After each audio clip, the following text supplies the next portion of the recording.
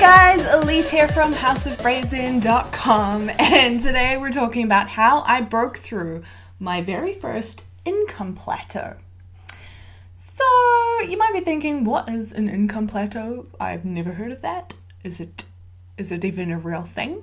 And I assure you it is. It is a real thing. Basically what an income plateau is that it is a comfort level with money that you're willing to let yourself have and willing to let yourself earn. So everyone goes through these at some point in their business, and it is quite terrifying at the time. But I'll give you an example of what that can look like for you. So say you have a comfort level of having $2,000 in your bank account. And then an expense comes up, like a bill or something for your business, you suddenly have to spend $300. If your comfort level is $2,000, you will do everything you can to get it back up to $2,000. You energetically aren't comfortable with having any less than $2,000 in your account. The same also goes with, say, if your comfort level was $500, and then you suddenly make a sale for $500, and then you've got $1,000 in your account. Because your comfort level is $500, you will actually make yourself spend or get rid of, or a bill will come up of $500 just to get yourself back down to that comfort level that you have. So do you see what I mean here? Another example that I have is last year in July, I was sort of having the same problem. I was hitting sort of only the same amount of money each month in income, and I really wanted to progress to the next level, which was $1,000 at the time.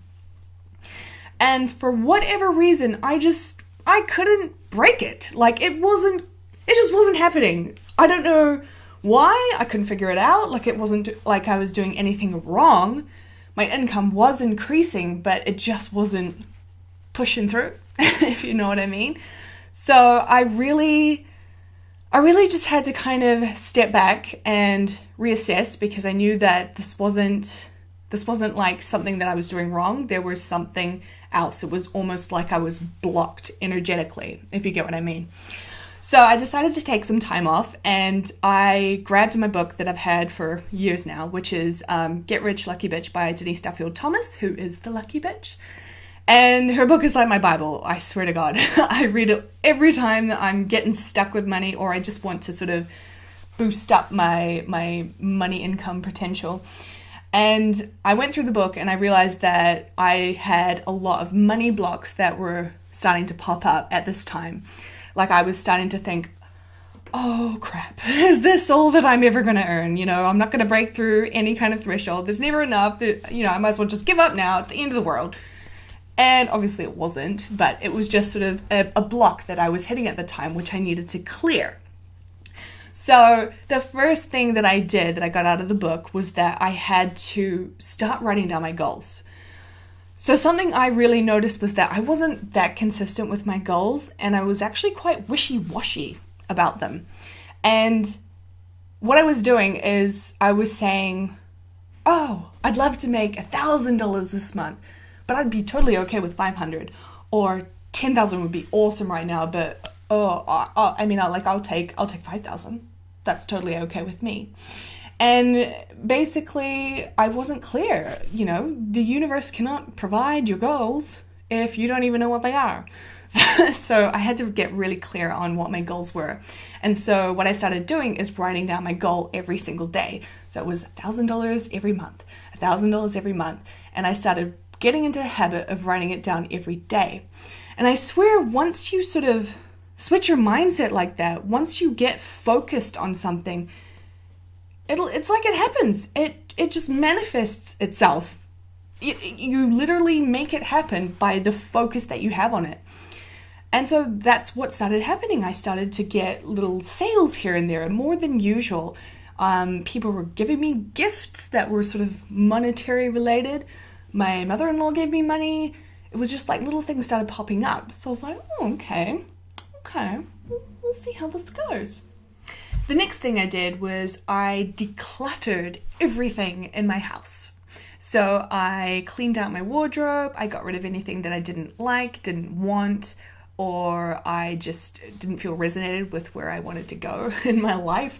I got rid of books that I didn't read anymore. I got rid of a lot of kitchenware. I cleaned the whole house. I vacuumed. I mopped the floors, and I just cleared out any crap that was sort of lying around the house. You know, like we kind of just leave there for another time that we'll get rid of it. And I actually got rid of it out of the house.